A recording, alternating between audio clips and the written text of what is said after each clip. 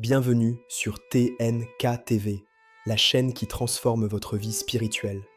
Rejoignez-nous dans la prière fervente. Plongez dans la profondeur de la prédication et de l'enseignement biblique. Entrez dans une nouvelle dimension prophétique. Vivons ensemble des moments d'adoration intense. TNK TV, la chaîne où la gloire de Dieu réside véritablement. Aimez, commentez et partagez pour propager la bonne nouvelle. Abonnez-vous et activez la cloche pour ne rien manquer. Que la grâce et la paix de Dieu soient avec vous. Que Dieu vous bénisse abondamment. Bienvenue sur TNK.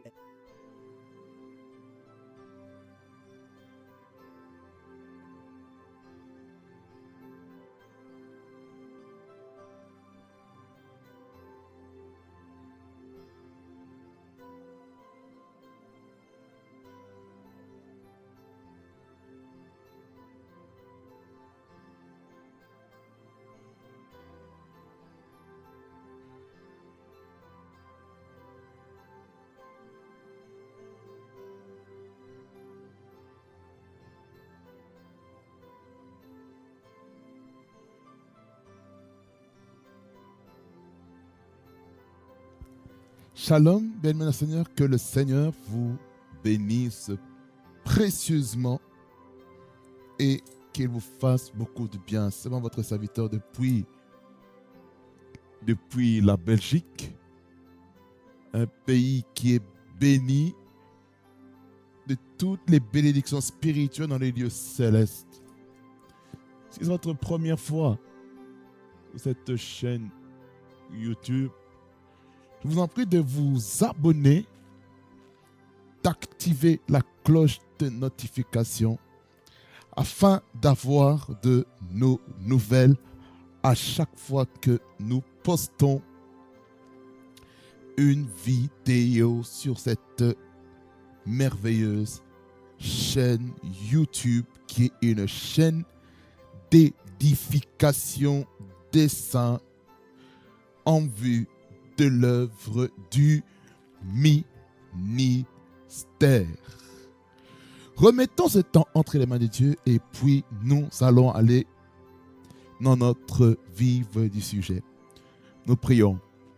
Seigneur Jésus, nous te bénissons, te rendons gloire, toi qui es fidèle, toi qui es l'agneau de Dieu qui ôte le péché de l'humanité.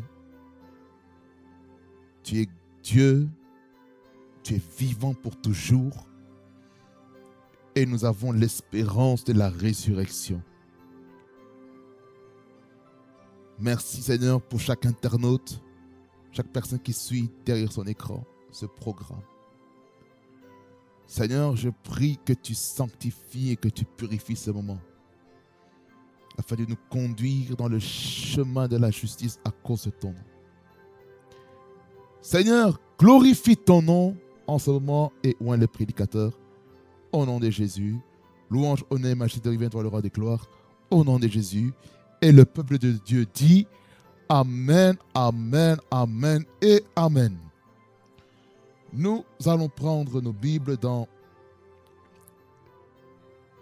Éphésiens, chapitre 4, versets 11 à 13. La Bible dit ceci. Et il a donné les uns comme apôtres, les autres comme prophètes, les autres comme évangélistes, les autres comme pasteurs et docteurs, pour le perfectionnement des saints, en vue de l'œuvre du ministère et de l'édification du corps de Christ, jusqu'à ce que nous soyons tous parvenus à l'unité de la foi et de la connaissance du Fils de Dieu, à l'état d'homme fait à la mesure de la stature parfaite de Christ. 1 Corinthiens 12, le verset 5. Diversité de ministères, mais le même Seigneur. Le verset 28, il dit, et Dieu a établi dans l'Église premièrement des apôtres, deuxièmement des prophètes, troisièmement des docteurs, ensuite ceux qui ont le don des miracles, puis ceux qui ont le don de guérir, de secourir, de gouverner, de parler diverses langues. Amen, amen, amen, amen. Comprendre les ministères prophètes, les ministères de Christ. Et là, nous avons comme sous-thème les types de prophètes, ou le ministère prophétique, si vous voulez. on a vu un peu l'introduction, on a parlé des différentes catégories qu'il y avait de prophètes, majeurs, mineurs, par rapport à la grosseur des écrits. Et puis, on a commencé à parler des types de prophètes. On a commencé par les prophètes majeurs de gouvernement, dans laquelle leur influence était sur les nations et sur les rois. Qui dit sur les rois parle aussi du gouvernement, la politique. Parce que cette onction, la prophétique dans le gouvernement, va te conduire à parler devant les autorités. Comme Samuel, comme Moïse, comme le prophète Nathan, qui ont parlé devant les autorités. Moïse a parlé devant l'autorité qui s'appelle Pharaon. Et de là, il a appliqué les 10 plaies en disant « Libère mon peuple afin qu'ils aillent servir le Seigneur. » N'est-ce pas? Et c'est après la 10e plaie, lors de la mort de tous les aînés, que ce soit tous les premiers-nés, que ce soit humains, que ce soit aussi animalier. Et cela a été la libération totale du peuple de Dieu. Et on a parlé un petit peu des différentes caractéristiques qu'il y avait par rapport à ce type de prophète majeur de gouvernement. Samuel a été celui qui a oint le premier roi, c'est pour le roi Saül. Ensuite, il lui a donné des orientations sur comment il devait se conduire pendant 7 jours, à partir du début jusqu'à la fin. Et vous allez vous rendre compte, au 7e jour, le prophète Samuel tardait à venir et la pression du peuple, la pression du regard du peuple était tellement forte que le roi Saül a outrepassé ses fonctions royaux pour entrer dans la fonction maintenant sacerdotale et prophétique, en offrant le sacrifice et les holocaustes et tout. Et que cela a mis fin spirituellement à sa royauté. Et le Seigneur s'est choisi un homme selon son cœur en la personne de David, dans laquelle la corne d'huile a été libérée sur lui en présence de ses frères et de son père, Isaïe. Ok? En anglais, Jesse. Ok? Le prophète Samuel, il a donné des orientations. Le prophète Nathan, il est parti aussi faire face aussi au roi David lorsqu'il avait péché, en ayant le tact qu'il faut malgré qu'il était prophète. C'est pour dire que lorsque on est dans des positions d'autorité, nous devons faire attention aussi par notre manière d'apporter le message à un chef d'État.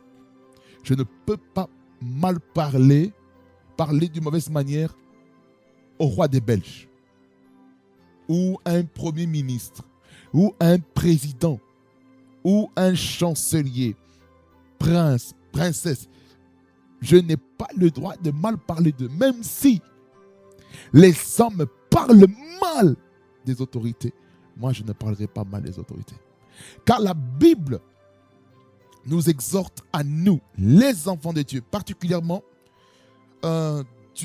l'apôtre Paul est en train de faire comprendre à son fils spirituel Timothée, dans 1 Timothée chapitre 2, du verset 1er jusqu'au verset 8, l'importance pour prier pour les hommes, pour tous les hommes. Quand on parle des hommes, anthropos, on parle de l'homme mâle et femelle. Ok?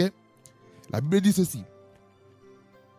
J'exhorte donc avant toute chose à faire des prières, des supplications, des requêtes, des actions de grâce pour tous les hommes, qu'ils soient chrétiens ou non chrétiens, qu'ils soient païens, qu'ils soient sorciers, qu'ils soient occultistes, francs-maçons, peu importe.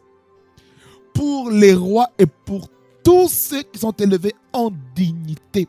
Ici, on parle des leaders. On parle des leaders politiques. On parle aussi des leaders aussi dans les entreprises. Quel est le but de cette prière? Afin que nous menions une vie paisible et tranquille. En fait, c'est pour amener la paix et la tranquillité. Vous voyez? En toute piété et honnêteté. Ça veut dire que quand on parle de piété, on parle de la sainteté. L'honnêteté, ça veut dire être vrai, authentique dans tout ce qu'il faut être. Ok? Pourquoi? Verset 3. Cela est bon et agréable devant Dieu, notre Sauveur. Donc, ici, on comprend que la prière pour les hommes, pour les gens qui sont dans des positions d'autorité, fait partie de la volonté de Dieu. C'est bon. Dieu aime des enfants de Dieu. Dieu aime des chrétiens qui prient pour tout homme. Quand on parle de l'homme, on parle dans l'humanité, on parle de l'homme et de la femme. Male and female. Mon verset favori, le verset 4, qui dit qu'il veut que tous les hommes soient sauvés. Hommes et femmes soient sauvés et parviennent à la connaissance de la vérité. Ça veut dire que lorsqu'ils sont sauvés, qu'ils puissent connaître maintenant les saintes écritures, connaître les principes de Dieu. Car il y a un seul Dieu et aussi un seul médiateur entre Dieu et les hommes, Jésus-Christ, homme, qui s'est donné lui-même en rançon pour tous. C'est là le témoignage rendu en son propre temps et pour lequel j'ai été établi prédicateur et apôtre. Je dis la vérité, je ne mens pas, chargé d'instruire les païens dans la foi et la vérité. Je veux donc que les hommes prient en tout lieu, en élevant les mains pures, sans colère ni mauvaise pensée. Voyez l'importance de la prière pour les hommes. Ça veut dire que, en tant que créature du Seigneur, nous avons comme responsabilité de prier, d'invoquer son nom tout temps, en tout lieu. Maison, église, voiture, restaurant, le parc, que je parle de parc, je parle de jardin, parc d'attractions, prier, et cela fait partie de la volonté de Dieu. Voilà pourquoi il est important de prier pour les autorités, afin qu'ils puissent conduire le pays comme Dieu veut, pas comme le gouvernement a décidé. Qu'est-ce que Dieu dit par rapport à la conduite du gouvernement et du Parlement? Qu'est-ce que Dieu dit? C'est ça la chose la plus importante ici à comprendre. Ça, j'ai pris une déviation pour parler vraiment des autorités. Mais ce n'est pas notre sujet. Deuxièmement, on a vu les prophètes voyants. Les prophètes voyants comme Ézéchiel. Ézéchiel qui a pu décoder les messages prophétiques pour le peuple d'Israël dans lequel ils étaient sans espoir. Leur espérance était morte et il fallait proclamer la vie. Avant que Ézéchiel prononce la vie sur le peuple de Dieu, il a dû prononcer d'abord. Dieu a mis sa main sur lui, l'a transporté dans une vision, que ce soit nocturne ou diurne, peu importe. Il lui a montré la vallée des ossements desséchés qui représentait le peuple d'Israël, qui est dispersé, sec, mort. Là maintenant, il fallait qu'il prononce maintenant la vie. La vie. La vie. Il l'a fait à deux reprises. Premièrement, c'était que les eaux les nerfs, les muscles, surtout les os puissent se rassembler, que les nerfs grandissent, que les muscles grandissent, que la peau grandisse. Lorsque cette chose a été faite, l'armée était sur leurs pieds, mais il n'y avait pas encore de vie dedans. Maintenant, il fallait appeler deuxièmement, le vent, le souffle des 4 vents, afin de souffler sur ces morts et afin qu'ils puissent revivre. Lorsque cela a été fait dans le songe, dans la vision, maintenant cela a été une parole prophétique que Dieu a donnée au peuple de Dieu afin de l'annoncer. Que Dieu allait faire sortir des sépulcres le peuple de Dieu afin que la vie soit donnée dans leur vie. Quelqu'un dit Amen? Et puis on a pu développer un peu les caractéristiques que je ne vais pas retourner. Et je vais vous laisser revoir le 3e épisode. Ici, je vais clôturer avec 2 types de prophètes. Je vais parler maintenant sur les prophètes de réveil. Les prophètes de réveil.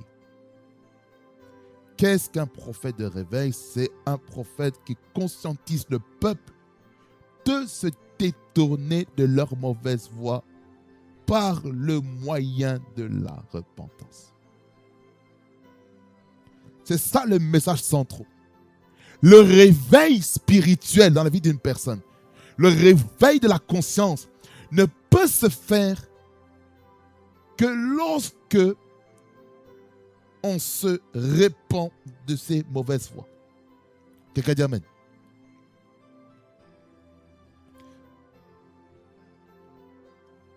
Et comme j'ai dit, son message central, c'est la repentance. Qui est-ce qui a parlé du message de la repentance dans l'Ancien Testament? C'est le prophète Élie. Et dans le Nouveau Testament, c'est qui est-ce qui a parlé de la repentance? C'est Jean-Baptiste. Donc, le manteau d'Élie est venu sur Jean-Baptiste, qui a parlé de la repentance. Et Jésus-Christ, qui est passé par l'eau du baptême par après, il prêche dans Matthieu chapitre 5 le message de la repentance. Le message de la repentance. Matthieu chapitre 5.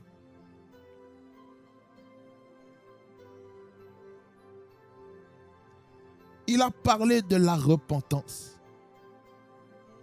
La repentance, la repentance. La repentance, la repentance, la repentance, la repentance. Matthieu chapitre 4, verset 17. Il dit ceci. Dès ce moment, Jésus commença à prêcher et à dire: repentez-vous car le royaume des cieux est proche. Le message de la repentance. Il a continué le message que Jean-Baptiste est en train de dire dans Matthieu chapitre 3, le verset 2. Commençons premier et 2. Il dit, je vais même aller jusqu'au verset 3. En ce temps-là, parut Jean-Baptiste, prêchant dans le désert de Judée. Il disait: repentez-vous car le royaume des cieux est proche. Ça veut dire que Jésus-Christ a repris ce message-là. Jean est celui qui avait été annoncé par Ésaïe le prophète. Lorsqu'il dit, c'est ici la voix de celui qui crie dans le désert: préparez le chemin du Seigneur, aplanissez le sentier. Voyez? Voyez l'importance de la repentance. La repentance. Quelque chose d'important. Lorsqu'une personne ne se répand pas, c'est catastrophique. Regardez. Le message de la repentance dans 1 Roi 18.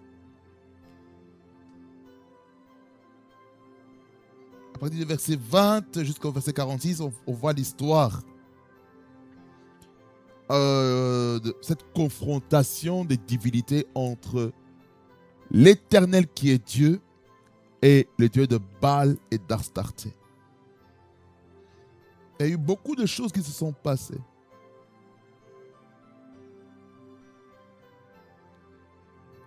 Alors, la repentance. On va commencer. 1 Roi 18, verset 20 est le suivant. Il dit, Akab envoya des messagers vers tous les enfants d'Israël. Et il rassembla les prophètes à la montagne du Carmel. Alors Élie s'approcha de tout le peuple et dit, jusqu'à quand boiterez-vous des deux côtés? Si l'Éternel est Dieu, allez après lui. Si c'est Baal, allez après lui. Le peuple ne lui répondit rien. Et Élie dit au peuple, je suis resté seul des prophètes de l'Éternel et il y a 450 prophètes de Baal. Mais le message de repentance, ici, c'est le verset 21, qui veut que chaque personne puisse se positionner. Soit il suit Dieu, ou soit il suit le diable. Qu'est-ce qu'il est en train de dire? Ne vivez pas dans la cohabitation spirituelle, mais vivez soit dans la chaleur ou soit dans le froid. C'est pour ça, lorsque nous allons dans Apocalypse chapitre 3, dans l'église de Laodicée, c'est un des messages que j'avais déjà prêché ici lors de l'Eternity Summit de l'année dernière, du mois de septembre. Et regardez ce qu'il est écrit. 14 à 22. La Bible dit ceci. Écrit à l'ange de l'église de Laodicée. Voici ce que dit l'Amen, le témoin fidèle et véritable, le prince de la création de Dieu. Je connais tes œuvres, je sais que tu n'es ni froid ni bouillant. Puisses-tu être froid ou bouillant? Ça veut dire par là quoi? Tu ne peux pas être les deux, ce n'est pas possible. Soit tu es chaud, soit tu es froid. Tu ne peux pas être tiède pour Dieu. Je vous avais expliqué dans ce message que il y avait des sources chaudes d'un côté et froides de l'autre. Et que quand on buvait cette eau qui est tiède, c'était infect à la bouche. C'est ça qu'il est écrit au verset 16. Ainsi, parce que tu es tiède et que tu n'es ni froid ni bouillant, je te vomirai de ma bouche. Verset 17, c'est suivant.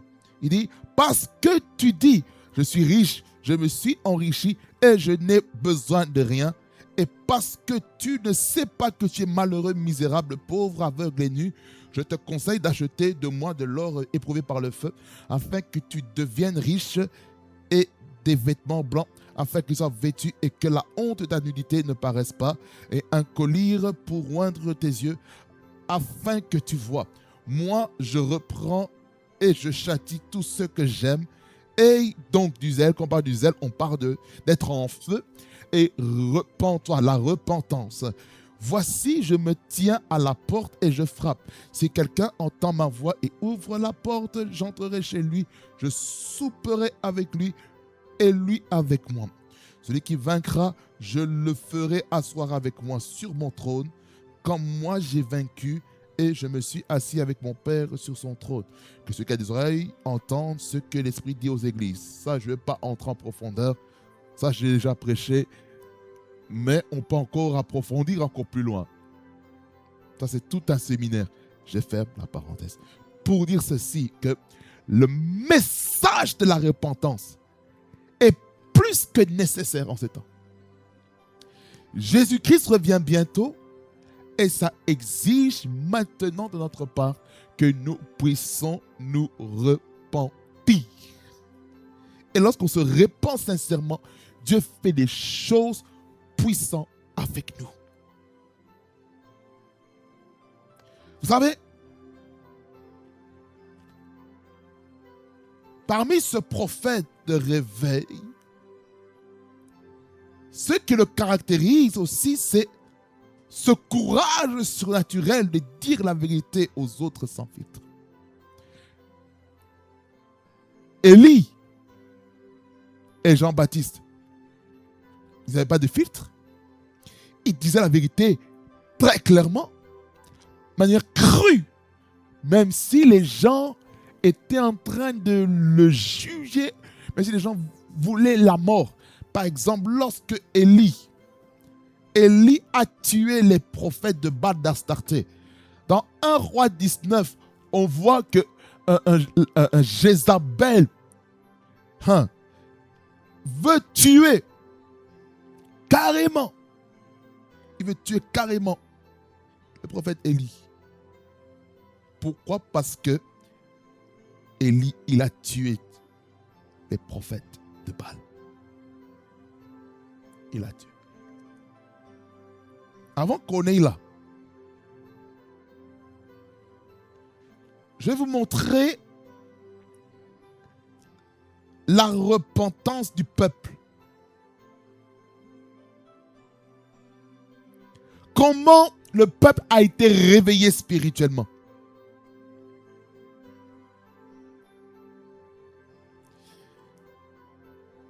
Comment il a fait ça? Allons partir du verset 30 pour voir un petit peu qu'est-ce qu'il a fait pour que le feu de Dieu descende. Il a fait quoi? Élie dit alors à tout le peuple de qui? Le peuple de Dieu. Approchez-vous de moi. Tout le peuple s'approcha de lui et Élie rétablit l'autel de l'Éternel. Ça veut dire l'autel avait été détruit. Quand on parle de l'autel de l'Éternel, on parle aussi du lieu de rencontre, le lieu de la prière, le lieu où on invoque le Seigneur. Il rétablit l'autel de l'Éternel qui avait été renversé. Ça avait été détruit. Il prit 12 pierres qui représentent les 12 tribus d'Israël. Ou les 12 patriarches d'Israël. Si on a parlé dans le langage du Nouveau Testament, on dira aussi que les 12 pierres représentent aussi les 12 apôtres. D'après le nombre des tribus des fils de Jacob. Les fils de Jacob, là ici, on parle ici des fils d'Israël. Les patriarches, auxquels l'Éternel avait dit, Israël sera ton nom. Et il bâtit avec ses pierres un autel au nom de l'Éternel. Il fit autour de l'autel un fossé de la capacité de 2 mesures de semence. C'était quoi le but de faire ce fossé? Vous allez voir plus tard. Il arrangea le bois. Le bois, c'est la croix de Jésus. Coupa le taureau par morceaux et le plaça sur le bois, l'agneau de Dieu qui ôte le péché du monde. Puis il dit, remplissez d'eau 4 cruches. 4 cruches. Et versez-les sur l'holocauste et sur le bois. 4 cruches représentent aussi les 4 évangiles aussi. Matthieu, Marc, Luc, Jean. 4 points cardinaux, nord, sud, ouest, est. Vous voyez? Il y a beaucoup de symbolique. L'holocauste, c'est le sacrifice. Jésus-Christ, il est le sacrifice qui ôte le péché du monde. Il dit, faites-le une seconde fois. Et ils le firent une seconde fois. Il dit, faites-le une troisième fois. Et ils le firent une troisième fois. L'eau coula autour autour de l'autel et l'on remplit aussi d'eau le fossé. Au moment de la présentation de l'offrande, Élie le prophète s'avança et dit: Éternel Dieu d'Abraham, d'Isaac et d'Israël, que l'on sache aujourd'hui que tu es Dieu en Israël, que je suis ton serviteur et que j'ai fait toutes ces choses par ta parole. Réponds-moi, Éternel, réponds-moi, afin que ce peuple reconnaisse que c'est toi, Éternel, qui est Dieu et que c'est toi qui ramènes leur cœur. Et le feu de Dieu, et le feu de l'Éternel tomba et il consuma l'holocauste, le bois, les pierres et la terre et il absorba l'eau qui était dans le fossé. Waouh! Ça c'est quoi? C'est la réponse à la prière. Quand tout le peuple vit cela, ils tombèrent sur leur face et dirent: c'est l'Éternel qui est Dieu, c'est l'Éternel qui est Dieu. Repentance du peuple. Là, il n'y a plus de contestation. C'est l'Éternel qui est Dieu. Alors, qu'est-ce qui se passe? Versets 40 à 46, on voit l'élimination. L'élimination des prophètes de Baal.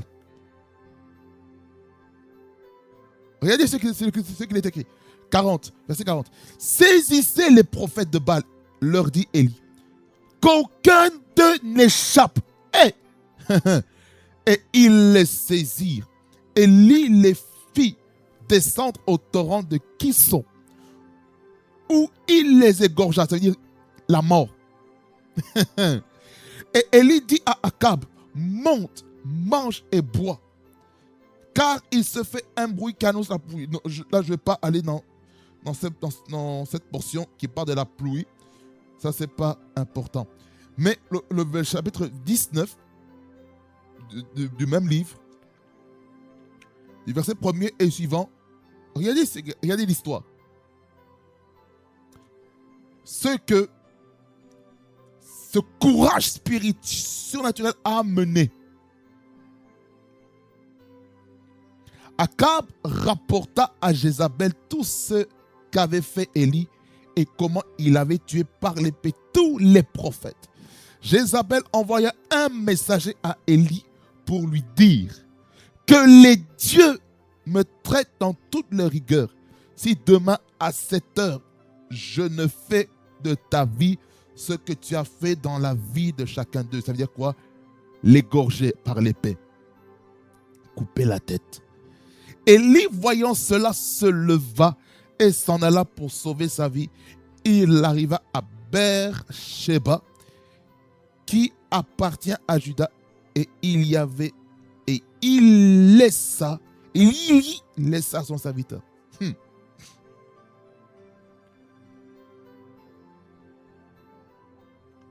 Et ce que ça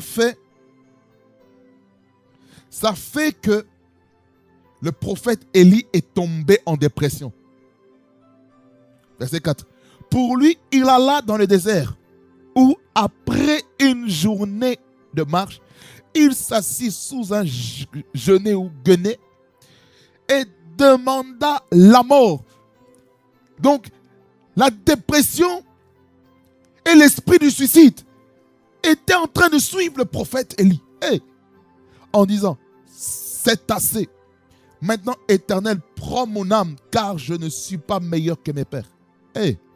La mort. C'est fort. Il se coucha et s'endormit sous un genêt. Et voici un ange le toucha et lui dit: lève-toi, mange. Il regarda et il y avait à son chevet un gâteau cuit sur des pierres chauffées et une cruche d'eau.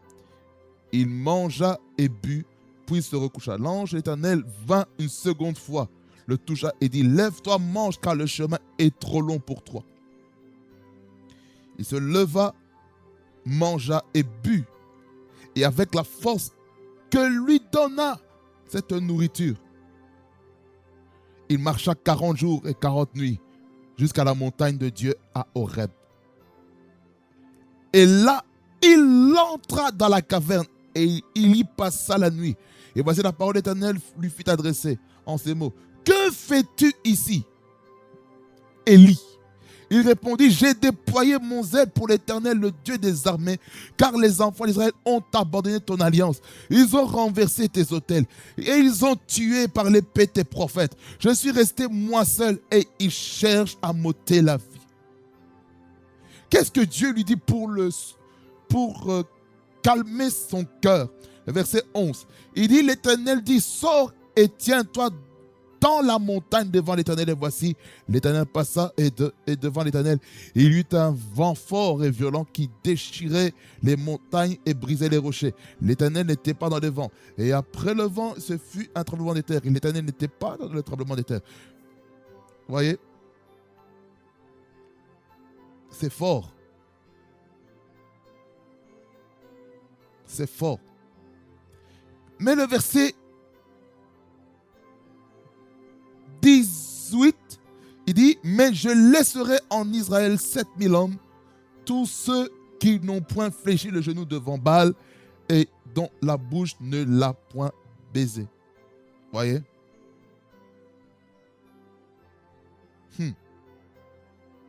Ça, c'est Dieu qui lui répond, qui dit qu'il y a 7000 prophètes, 7000 hommes qui n'ont pas fléchi le genou devant Baal. Voyez? Le ministère prophétique peut te conduire à la dépression. Tu déprimes à cause de la mission que tu portes. Les gens ne vont pas te comprendre. Ils vont te croire que tu es bizarre. Vous comprenez?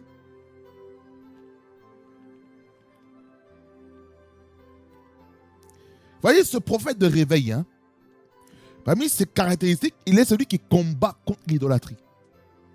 La preuve, Élie plutôt, il a combattu l'idolâtrie. Le dieu de Baal et d'Astarté, il les a combattus. Fikentin, il les a combattus sérieusement. Sérieusement. Et pour cela, il faut une vie de consécration conséquente pour ça. Il y a un prix pour ce ministère prophétique. Il y a un prix. L'incompréhension, tu vas prêcher peut-être quelque chose, mais c'est quelque chose qui fait en sorte que les gens sont conservateurs dans leurs valeurs identitaires de l'église locale. Vous voyez?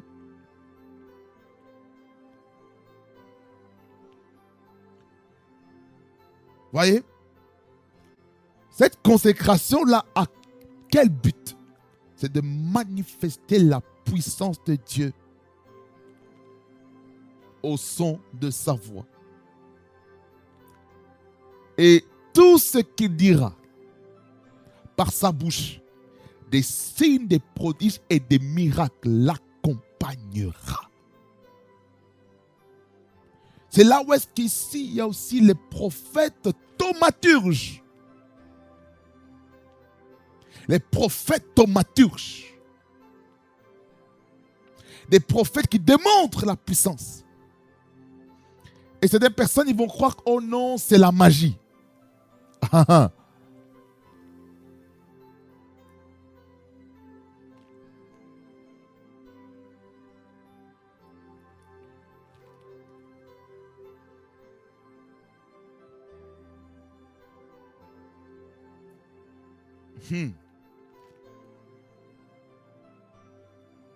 Les prophètes de réveil, les prophètes thaumaturges. Ce sont des prophètes qu'il ne faut jamais se familiariser dans la vie de tous les jours. Jamais. Amen. Alors, encourageons beaucoup le ministère prophétique en ce temps de la fin. Les vrais prophètes en tout cas. Encourageons-les. Ne les critiquons pas. Ne les jugeons pas trop tôt. Car ils ont besoin de nous. Amen. Amen. Chaque prophète a besoin d'être soutenu. Amen. Et le dernier type de prophète que j'aimerais voir pour notre édition, il y en aura encore d'autres l'année prochaine. On va encore reparler du ministère. Et là, il y aura encore une autre version, une autre lumière par la grâce de Dieu. Et je sais que Dieu va se manifester puissamment.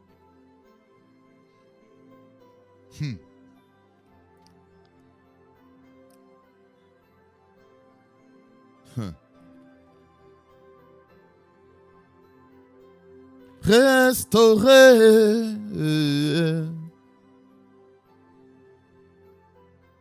Tu peux tout changer.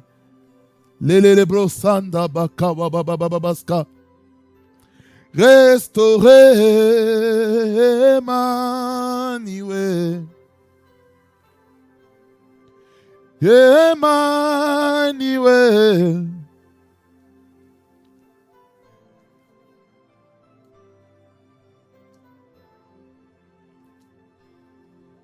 Restaurer.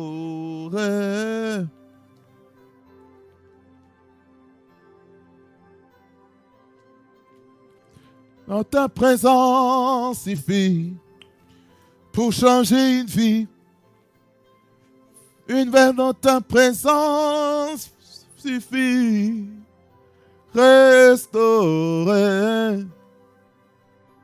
Restaurer. Transformer. Kalalabasono. Restaurer. Tu peux tout changer. Jésus. Le deuxième type de prophète, c'est le prophète psalmiste. Qu'est-ce qu'un prophète psalmiste? Un prophète psalmiste, c'est premièrement un prophète dont sa particularité se trouve dans les chants, dans laquelle il prophétise des choses par rapport à l'avenir. Je vais vous montrer un exemple. Lorsque nous lisons Psaume chapitre 22, Psaume 22, verset 2. Mon Dieu, pourquoi m'as-tu abandonné et t'éloignes-tu sans me secourir, sans écouter mes plaintes? Voyez, ici, le psalmiste est en train de prophétiser les paroles de Jésus-Christ sur la croix. C'est surtout la partie mon Dieu, pourquoi m'as-tu abandonné? Eloi, Eloi, Eloi, labakstani. Voyez? Mon Père, mon Dieu, pourquoi m'as-tu abandonné? Ça, c'est prophétique. Ça parle de Jésus. Ça parle de Jésus. Ça parle de Jésus.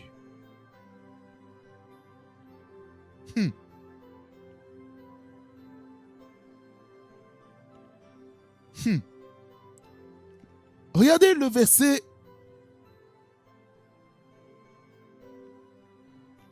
14.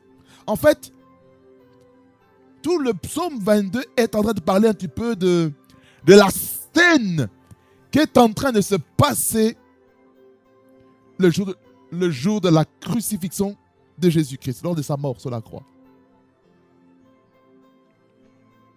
Le verset 14, il dit: ils ouvrent contre moi leur gueule, semblable au lion qui déchire et rugit. Ça veut dire quoi? Ce sont des personnes qui veulent la mort, qui ont des mauvaises paroles, des paroles blessantes qui ont pour but de tuer la vie.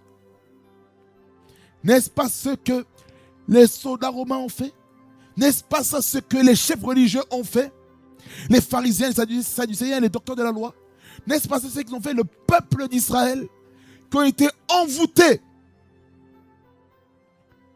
par les leaders spirituels afin de crucifier notre Sauveur.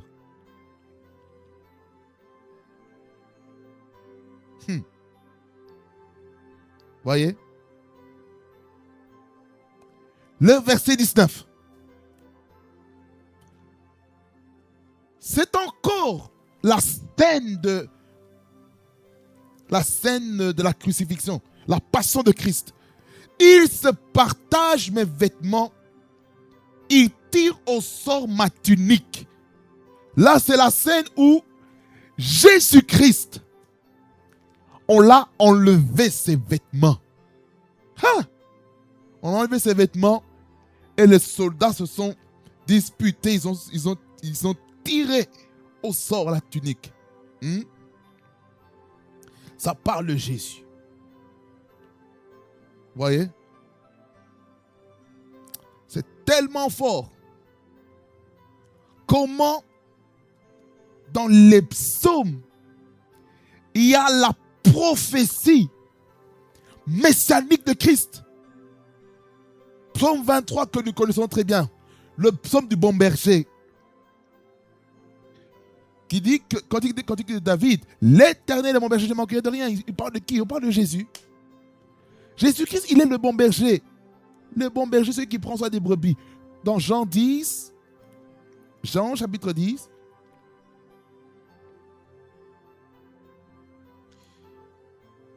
le verset 11.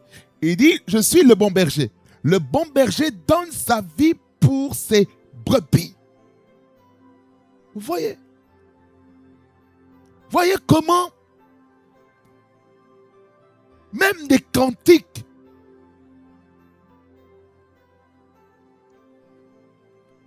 du psalmiste David est en train de prophétiser Jésus. Cela démontre que David avait une triple onction. L'onction sacerdotale, l'onction royale et l'onction prophétique. Il avait les trois. Qui a reçu les trois onctions sur sa vie dans le Nouveau Testament? Mais c'est Jésus-Christ. Jésus-Christ, il a eu la plénitude de l'onction. L'onction sans mesure. Mais nous, en tant qu'êtres humains, nous avons reçu l'onction avec une mesure particulière, dans laquelle nous-mêmes, nous devons aussi payer le prix dans la prière. Jésus, qui était 100% Dieu et 100% homme, a passé du temps dans la prière afin de générer la puissance pour sa journée. Cela, on va voir ça dans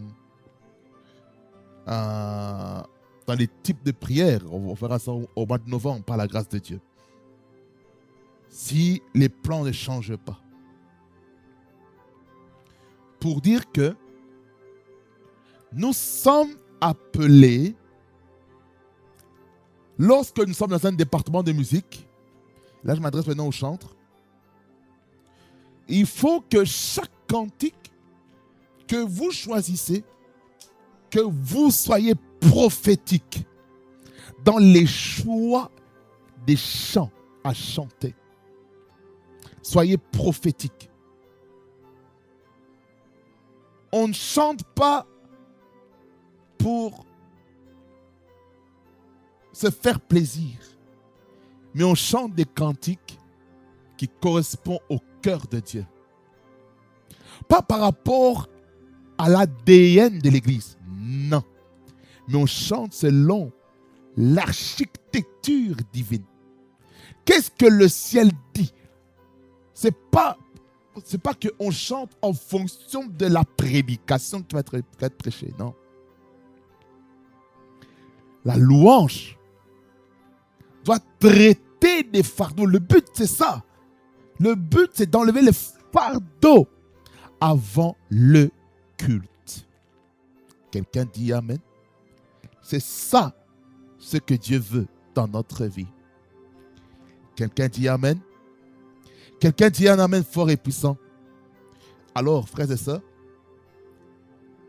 que le Seigneur nous aide à être prophétique dans tout ce que nous faisons. Il est vrai, certes, j'ai parlé du ministère de Christ, du ministère prophétique. Comprenez ceci.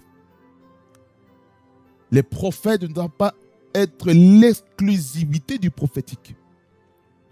Le prophétique a été libéré sur l'Église.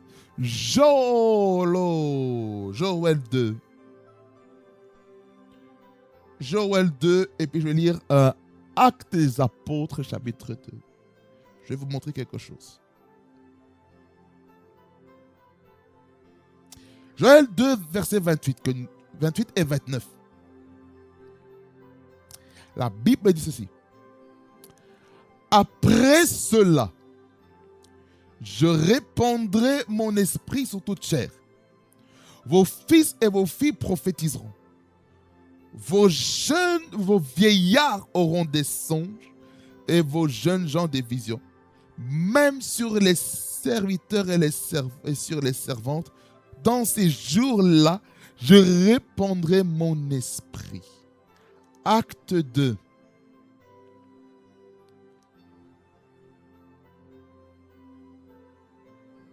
Acte 2, le verset 16 jusqu'au verset 18. Regardez ce que l'apôtre Pierre est en train de dire ici. Celui qui est l'apôtre de la Pentecôte. Le prédicateur, le pasteur de la Pentecôte, c'est l'apôtre Pierre. Regardez ce qu'il est écrit avant qu'on aille là. Allons verset 14.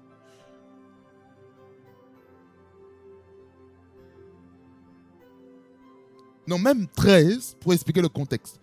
Mais d'autres se moquaient et disaient, et ils sont pleins de vin doux. Là, on parle de l'expérience de la Pentecôte qui a commencé à souffler dans la maison, dans la chambre haute et tout. Il dit, mais d'autres se moquaient et disaient, ils sont pleins de vin doux. Ça veut dire qu'ils sont ivres. Alors Pierre, verset 14, se présentant avec les 11, éleva la voix et leur parla en ces termes. Hommes juifs, et vous tous qui séjournez à Jérusalem, sachez ceci et prêtez l'oreille à mes paroles. Ces gens ne sont pas ivres, comme vous le supposez, car c'est la 3e heure du jour. C'est quoi? Ça veut dire quoi? 9 heures du matin. Mais c'est ici qui a été dit par le prophète Joël. Dans les derniers jours, dit Dieu, je répandrai de mon esprit sur toute chair. Vos fils et vos filles prophétiseront. Vos jeunes gens auront des visions et vos veillards auront des songes. Oui, sur mes serviteurs et sur mes servantes, dans ces jours-là, je répandrai de mon esprit et ils prophétiseront. C'est pour dire que le prophétique n'est plus réservé à une catégorie de personnes. Mais le prophétique est à la disposition de tout le corps de Christ. Tout chrétien se doit être prophétique. Ouais. Ça veut dire par là quoi? Tu dois entendre la voix de Dieu par toi-même. Comment tu vas entendre la voix de Dieu par toi-même? Mais c'est en lisant, en étudiant et en méditant la parole de Dieu. Amen.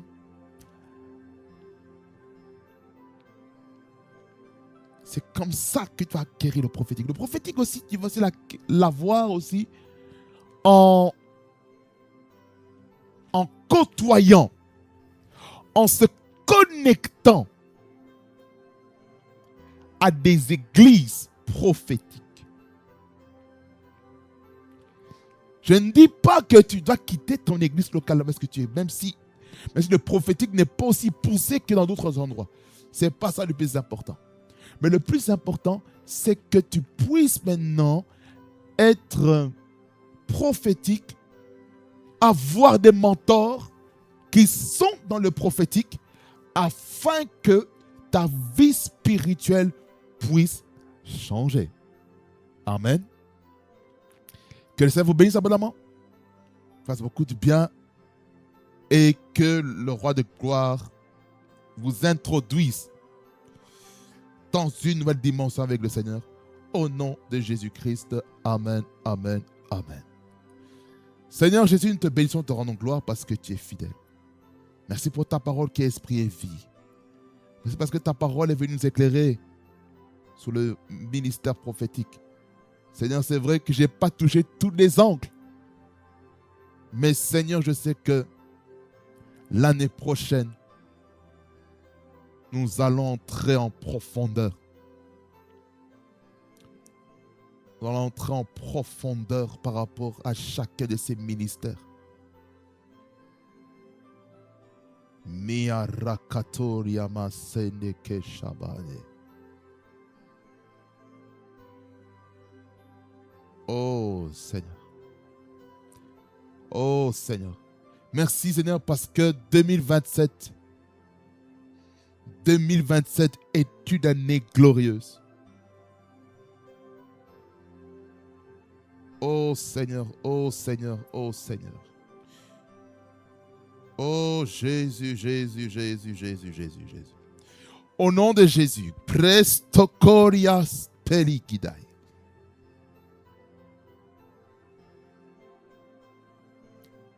J'annule Korimandi Kaya Mandelebrosi.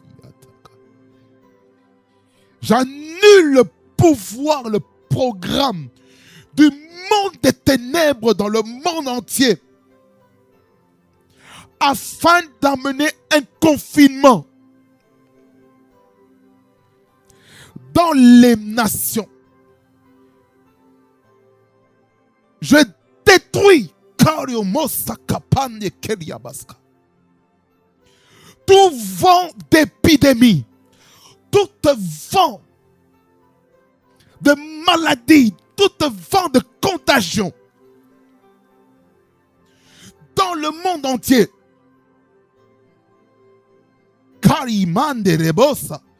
Tandis que Makatoria Baskanta, tandis que la coupe du monde se termine,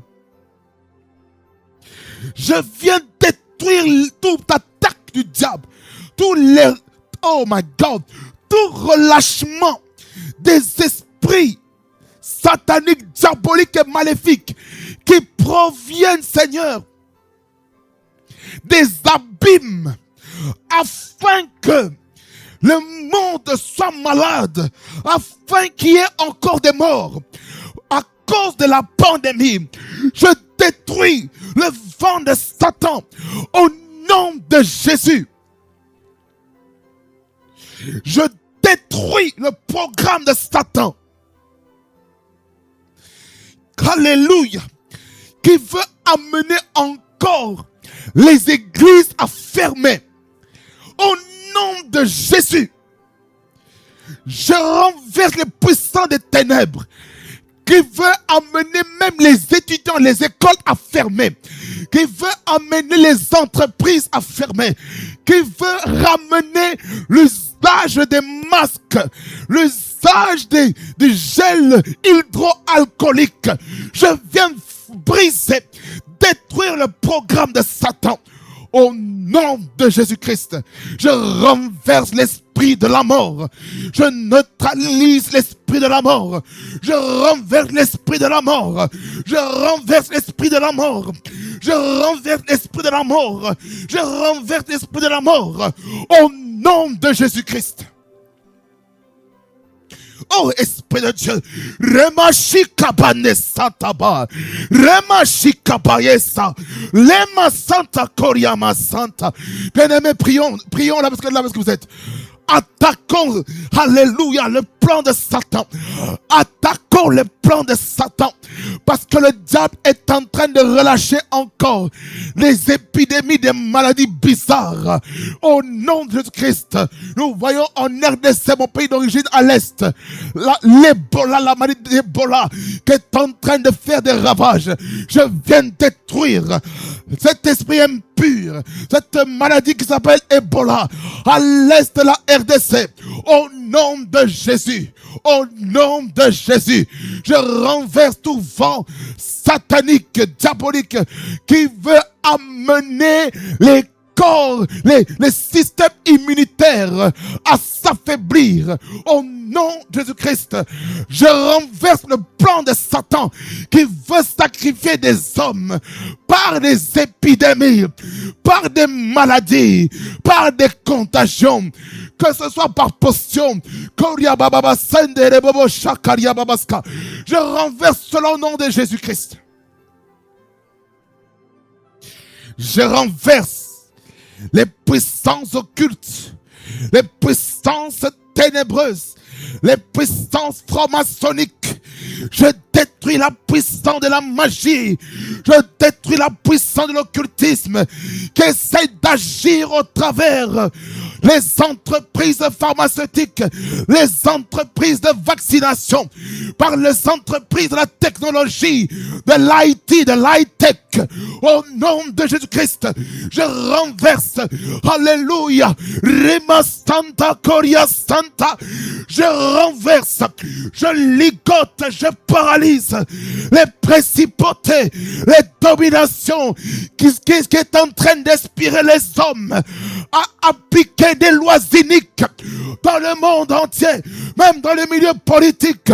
Au nom de Jésus-Christ, tout esprit qui vient pour perturber la paix et la tranquillité des citoyens par des lois qui est désastreuses, par des lois qui détruisent, alléluia, l'économie, qui vient asphyxier les familles, qui vient asphyxier l'économie.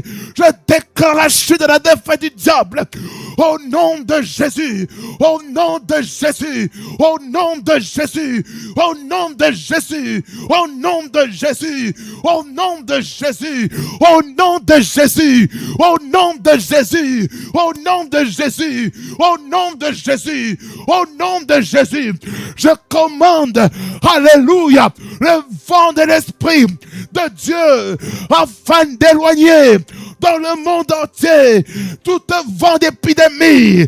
Au nom de Jésus-Christ, que ce soit sur le continent européen, le continent africain, le continent asiatique, le continent nord-américain, que ce soit le continent, alléluia, américain latine, que ce soit le continent sud-américain, que ce soit en Océanie, que ce soit dans le Moyen-Orient, Rima Santa, je neutralise ce plan de l'ennemi au nom de Jésus-Christ. Oh, alléluia. Ema Santa Kariama Sende. Ima Sana Kariama Sande. Je viens détruire le programme du diable dans le système éducatif, dans le système de l'enseignement, tout enseignement diabolique, satanique, occulte, qui veut amener un déséquilibre psychologique et mental dans la vie des enfants, des nourrissons, ceux qui sont à l'école maternelle, en classe d'accueil, école primaire, école secondaire. Je viens détruire tout enseignement qui provient de alléluia des enfers.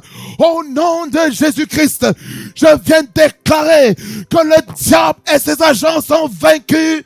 Au nom de Jésus, au nom de Jésus, je proclame la victoire de la croix. La parole déclare, ils l'ont vaincu à cause du sang de l'agneau, à cause de la parole de leur témoignage. Ils n'ont pas craint de la mort. C'est pourquoi je déclare, le monde des ténèbres sont vaincus au nom de Jésus. Oh, alléluia. Ema Santa Koriaba Santa. Oh, alléluia. Ima Sono Koriama Sande. Eya baba baba baba baba. Shende rebo koto ya baba. Oh, Esprit de Dieu. Esprit de Dieu, manifeste-toi. Shekeria Santaba. Manifeste-toi. Manifeste-toi.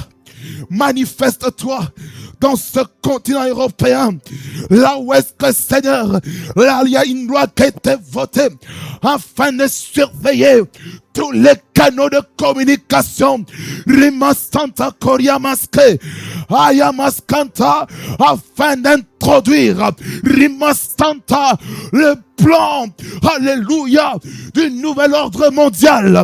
Au nom de Jésus, au nom de Jésus, au nom de Jésus, Rebababaya, Rimakantaya, Imorokotoria Masenta, Emasanta Koria Masende. Alléluia. Alléluia. Emanasane Keriambasenda. Ilalabashe Keriababaska. Merci Saint-Esprit de détruire les plans machiavéliques afin d'amener la sécheresse, afin que même les pensionnés puissent manquer quoi pour vivre, quoi se nourrir, quoi se vêtir, au nom de Jésus-Christ, au nom de Jésus-Christ. Merci Saint-Esprit de glorifier ton nom. Seigneur, glorifie ton nom. Au nom de Jésus, que j'ai ainsi prié. Alléluia. Oh, alléluia. Shikabane.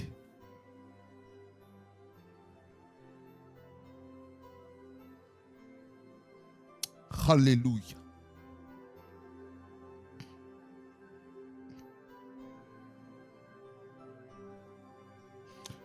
Nous allons lire ce psaume. Psaume 91. Psaume 91, mes amis belges. Nous allons lire tout ça. Et je vous recommande, à partir de maintenant jusqu'à la fin de l'année, de proclamer ce psaume afin d'anéantir la puissance de la mort. Au nom de Jésus, nous déclarons, alléluia. La Bible dit ceci: celui qui demeure sous l'abri du Très-Haut repose à l'ombre du Tout-Puissant. Je dis à l'Éternel, mon refuge et ma forteresse, mon Dieu en qui je me confie. Car c'est lui qui te délivre du filet de l'oiseleur, de la peste et de ses ravages. Il te couvrira de ses plumes et tu trouveras un refuge sous ses ailes. Sa fidélité est un bouclier et une cuirasse. Tu ne craindras ni les terreurs de la nuit, ni la flèche qui vole de jour, ni la peste qui marche dans les ténèbres, ni la contagion qui frappe en plein midi. Que 1000 tombent à ton côté, 10 000 à ta droite, tu ne seras pas atteint. De tes yeux seulement tu regarderas et tu verras la rétribution des méchants. Car tu es mon refuge, ô Éternel, tu fais du Très-Haut ta retraite. Aucun malheur ne t'arrivera. Écoutez bien. Aucun fléau n'approchera de ta tente. Ta tente, c'est quoi? C'est ta maison. Car il ordonnera à ses anges de te garder dans toutes tes voies. Ils te porteront sur les mains de peur que ton pied ne heurte contre une pierre. Tu marcheras sur le lion et sur la spique. Tu fouleras le lionceau et le dragon. Puisqu'il m'aime, je le délivrerai. Je le protégerai. Puisqu'il connaît mon nom, il m'invoquera et je lui répondrai. Je serai avec lui dans la détresse, je le délivrerai et je le glorifierai. Je le rassasierai de longs jours et je lui ferai voir mon salut. Amen. Que ça vous bénisse abondamment. Et nous nous voyons au prochain numéro. Que la grâce du Seigneur Jésus, l'amour de Dieu le Père, la communauté de l'Esprit vous accompagne tous. Que le Seigneur vous couvre par le sang de Jésus-Christ contre les attaques de l'ennemi, contre les épidémies, contre les pandémies que le monde des ténèbres a planifiées, Après ce mondial, je déclare la couverture du sang de Jésus-Christ sur toutes les nations du monde entier. Au nom de Jésus-Christ. Je proclame qu'aucun de vous ne mourra. La Bible déclare, non, je ne mourrai pas, je vivrai et je raconterai les merveilles de l'Éternel. Je déclare, je décrète en cette clôture de cet épisode, je déclare la protection divine sur vous. Au nom de Jésus. Louange, honneur et majesté reviennent à toi, le roi des gloires.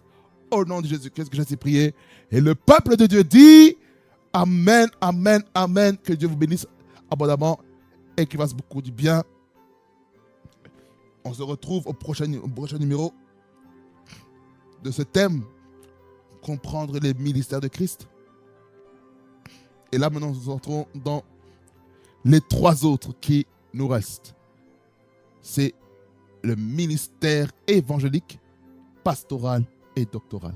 Soyez bénis au nom de Jésus-Christ, notre Seigneur. Tenka TV, la chaîne où la gloire de Dieu réside. Soyez bénis au nom de Jésus-Christ, notre Seigneur. Soyez bénis.